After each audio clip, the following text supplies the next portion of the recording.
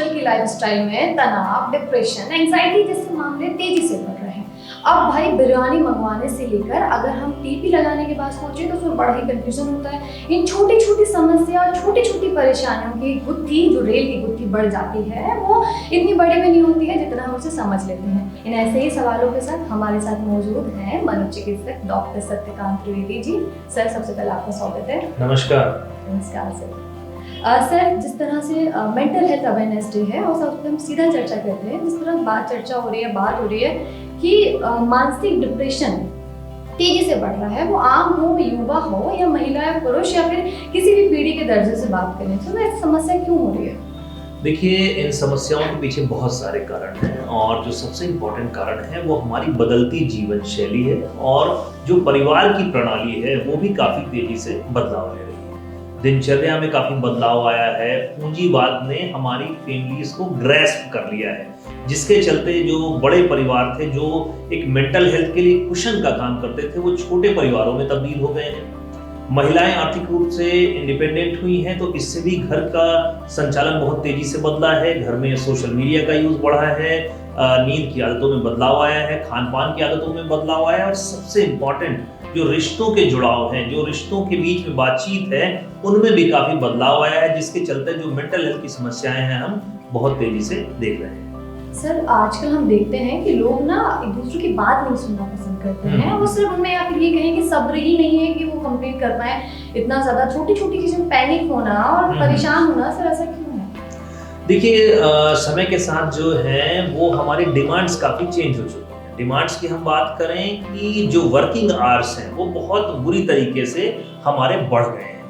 ऐसे में social connections भी पुअर हो रहे हैं और व्यक्ति की जो सोच है कहीं ना कहीं सेल्फ लिमिटिंग होती जा रही है। वो या तो बहुत ब्रॉड अगर सोच रहा है तो वो या तो वर्ल्ड के बारे में सोच रहा है या फिर वो खुद के बारे में सोच रहा है, जिसके चलते उसके अंदर एक इरिटेबिलिटी सी भरी हुई है, उसमें अंदर एक ऊहापोह और हड़बड़ी की स्थिति है, रेस्टलेस है कि वो उसके पास समय ही नहीं है खुद के बारे में या लोगों से जुड़ने का, जिसके चलते लोग बहुत आपाधापी में रहते हैं और किसी भी बात का जवाब नहीं देना, अनसुना कर देना या मेमोरी की प्रॉब्लम। जैसे हमारे पास ऐसे बहुत सारे केसेस आते हैं जहां पर हम देखते हैं कि इतना उलझा हुआ व्यक्ति है जिसके चलते वो कभी मेमोरी की प्रॉब्लम के लिए आता है, कभी इरिटेशन की प्रॉब्लम के लिए आता है, कभी उसके फैमिली मेंबर्स आते हैं कि रिश्ते खराब हो रहे हैं। तो ऐसी प्रॉब्लम्स बहुत तेजी से बढ़ती जा रही हैं, जिसके पीछे आप मान के चलिए सोशल मीडिया भी बहुत ज्यादा रिस्पॉन्सिबल है, क्योंकि हमारी डिपेंडेंसी उस पर धीमे धीमे बढ़ती जा रही है, जिसके चलते इरिटेबिलिटी काफी सामान्य सी हो गई है। सर, एक और देखने को मिलता है कि सोशल मीडिया, मोबाइल जब से आया है तो लोगों की उसमें बहुत ज्यादा उसमें उलझ जाना और उसमें चीजों को इन्वॉल्व हो जाना, जैसे बच्चों से लेकर बड़े तक की मानसिकता क्या है सर। इसके बाद दूसरा ये है कि जो चीजें आ जाती हैं, जैसे मान लीजिए कोई पेरेंट्स है वो बाहर जॉब करता है और माता पिता दोनों बाहर जॉब कर रहे हैं, बच्चा घर में अकेला है, तो ऐसी सिचुएशन में पेरेंट्स क्या करें? क्योंकि बच्चे को तो मोबाइल लेके रखते हैं यूजली पेरेंट्स, जो कि आज की लाइफस्टाइल है, तो उसमें पेरेंट्स थोड़ा परेशान हो जाते हैं कि यार बच्चे को मोबाइल देना सेफ है या फिर इससे कोई मानसिकता को दिक्कत नहीं आएगा? देखिए, सोशल मीडिया के यूज की अगर मैं बात करूं तो हम उलझे नहीं हैं, हमें उलझाया जा रहा है। उलझाया कैसे जा रहा है कि जो सोशल मीडिया का एल्गोरिदम है, जो उसकी बनावट है, वो इस हिसाब से रखी गई है कि उसके यूज के बाद हमें बेहतर महसूस हो। हमारे ब्रेन में ऐसे केमिकल रिलीज होते हैं जिससे हमें कहीं ना कहीं सुकून सा महसूस होता है। इस साइकोलॉजी का उपयोग करके सोशल मीडिया पूरा रचाया गया है, जहां व्यक्ति को सेल्फ सेटिस्फैक्शन मिलता है, उसका जो अकेलापन है वो उसे लगता है कि दूर हो रहा है और उसे रिकॉग्नाइज सा फील होता है, वैलिडेशन सा फील होता है, जिसके चलते मोबाइल का यूज बहुत ज्यादा बढ़ता जा रहा है। और सारे के सारे आप देखिए कि जो फंक्शंस हैं वो ऐप के फॉर्म में दिए जा रहे हैं और इंस्टेंट ग्रेटिफिकेशन पर काम कर रहे हैं, चटाक से हमारा काम होता है, जिसके चलते हम उस पर डिपेंडेंट होते जा रहे हैं। और आपने बात करी कि बच्चों की, तो बच्चों के बारे में मैं कहूँ कि आप देखिए कि कहीं ना कहीं जो पूंजीवाद है उसके हमें डिसएडवांटेज देखने को मिलेंगे ही मिलेंगे। अगर हम एक तरफ आर्थिक स्वतंत्रता की बात करेंगे तो परिवार में अगर लोग काम करने के लिए बाहर जाएंगे तो बच्चे तो छूटेंगे ही अकेले। और कमोबेश बात यह है कि एक आजकल स्टैंडर्ड भी सेट हो गया है कि अगर आपने काम नहीं किया तो वो भी आपके अंदर एक कॉम्प्लेक्स लाता है। दूसरा, काम जरूरी भी है, जिस तरीके से हमारे खर्चे बढ़ रहे हैं, तो हमें एक बीच का बैलेंस ढूंढना होगा, जहां पर पूल पेरेंटिंग है, जो हमारा कोई भी बड़ा फैमिली मेंबर है या हमारा कोई विश्वसनीय है जिसके साथ में बच्चों को एक एड ऑन करना पड़ेगा, अदरवाइज बच्चों में अकेलापन बढ़ता जा रहा है। और बच्चों के लिए भी मोबाइल ऐसा डिजाइन किया गया है ताकि वो बहुत समय तक उस पर डिपेंडेंट रहें, उसके आदी बन जाएं, उनके गेम्स के डिजाइन ऐसे हैं। तो हमें इस चीज को समझना होगा कि हम बच्चों से ज्यादा कनेक्ट करें, जो हमारे रिलेटिव्स हैं, ग्रैंड पेरेंट्स हैं, जो उनके कजिन सिस्टर ब्रदर हैं, उनसे कनेक्ट कराते रहें वीडियो कॉल के थ्रू, और उनको आउटडोर एक्टिविटीज के लिए प्रमोट करें ताकि सोशल मीडिया का यूज वो कम से कम करें और मोबाइल पर जो डिपेंडेंसी है वो बच्चों की कम हो सके, जो कि उनके ब्रेन के डेवलपमेंट के लिए भी बहुत जरूरी है। सर, तो ये कहना मैं सही होगा कि जो बच्चों और युवाओं में जो समस्या देखी जा रही है, कहीं ना कहीं वो उसका बहुत ज़्यादा चिड़चिड़ापन के होने के कारण ही ये मोबाइल है रीजन में? निश्चित तौर पर मोबाइल एक बहुत बड़ा रीजन है। साथ में जो सबसे बड़ा है प्रॉब्लम वो है सोशल डिस्कनेक्ट। सोशल डिस्कनेक्ट में जो हमारे रियल लाइफ कनेक्शंस हैं वो बहुत पुअर होते जा रहे हैं, जिसकी वजह से हमारे पास हमारी कोई सुनने वाला नहीं है। आप देखिए कि आज ही न्यूज़पेपर में बड़े सुर्खियों में है कि चैट बोर्ड के सलाह पर किसी व्यक्ति ने आत्महत्या कर ली। तो क्या हो रहा है कि जब हमें सलाह देने वाला जो है वो उसके अंदर एम्पैथी नहीं है, उसके अंदर पेन की फीलिंग नहीं है, सुख दुख का उसको भाव नहीं पता है, हम उससे सलाह लेने पर मजबूर हो रहे हैं। क्यों? क्योंकि हमारे सोशल कनेक्शंस बहुत पुअर होते जा रहे हैं।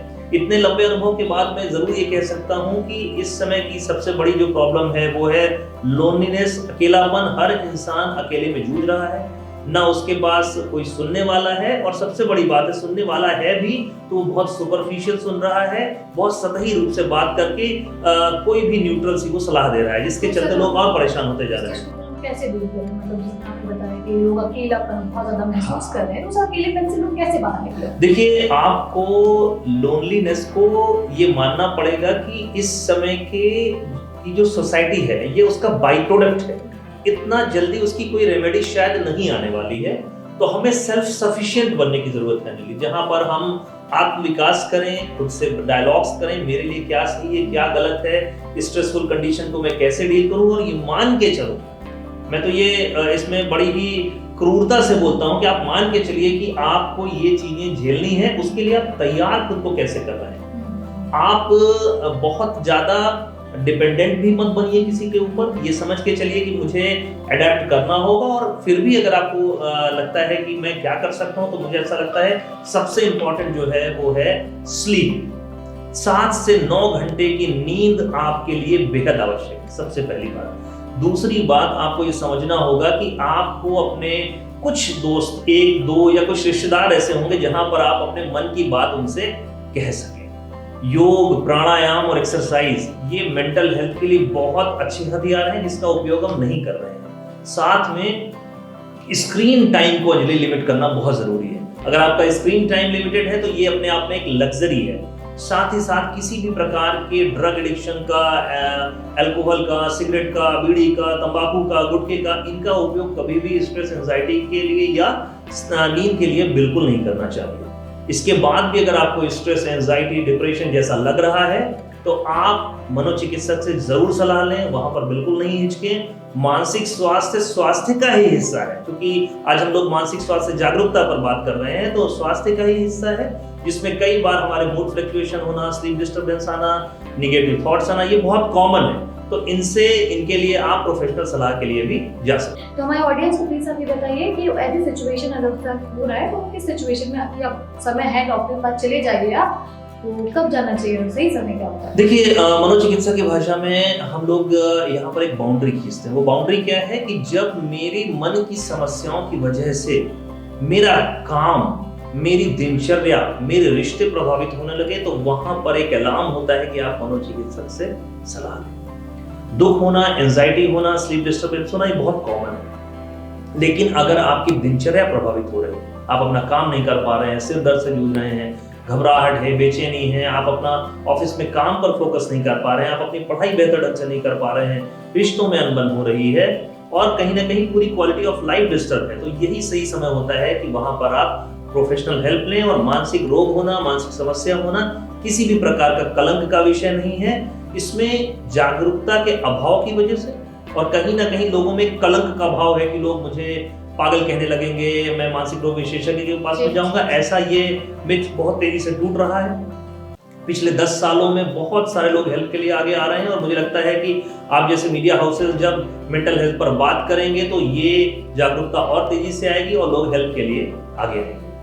सर जैसे कि कोविड के बाद से ना बहुत ज़्यादा हो गया है कि वर्क फ्रॉम होम करेंगे या वर्क फ्रॉम, सर एक चीज़ मैं जानना चाहती हूँ, जो लोग वर्क फ्रॉम होम करते हैं वो ज़्यादा बेस्ट होता है या फिर जो ऑफिस में कल्चर है, क्योंकि थोड़ा सा स्ट्रेस आउट अगर वर्क फ्रॉम गए तो ईजी होता है या फिर मतलब वहाँ पे? सबसे इम्पोर्टेंट बात है कि मैं ही खुद के लिए टॉक्सिक हूँ, मैं ही खुद के लिए अमृत हूँ। जी बिल्कुल। तो आप किस तरीके से डील कर रहे हैं, परिस्थितियों को किस तरीके से हैंडल करना जानते हैं, वो एक बड़ा आर्ट है।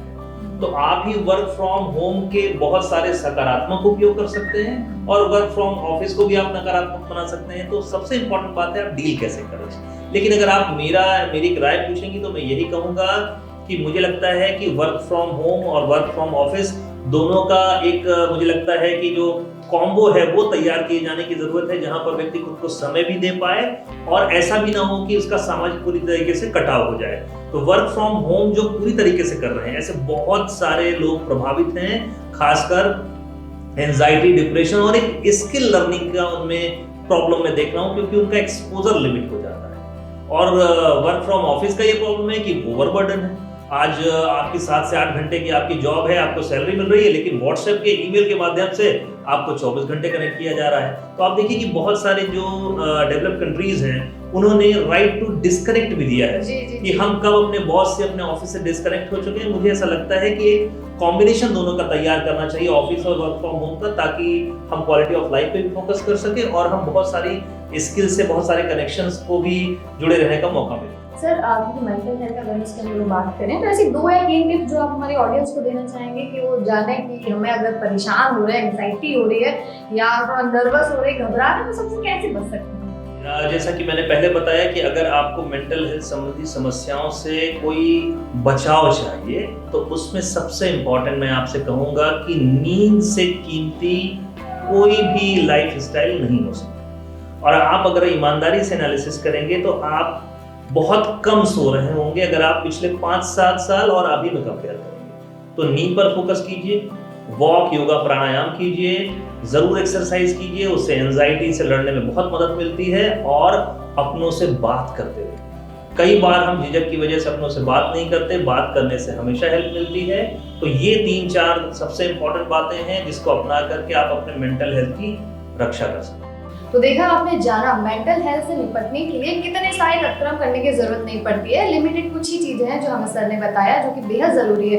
आजकल की भागदौड़ भरी जिंदगी में हम बहुत ज्यादा परेशान हो जाते हैं, उलझनों में फंस जाते हैं, जबकि हमारी परेशानियां उतनी बड़ी नहीं होती जितना हम समझ लेते हैं। बस इसी को तो हमें समझना है। यही एक छोटा सा लॉजिक है जो हमको अपनी मेंटल हेल्थ को स्ट्रॉन्ग रखने में मदद कर सकता है। कैमरामैन साहब के साथ मैं अंजलि, भोपाल।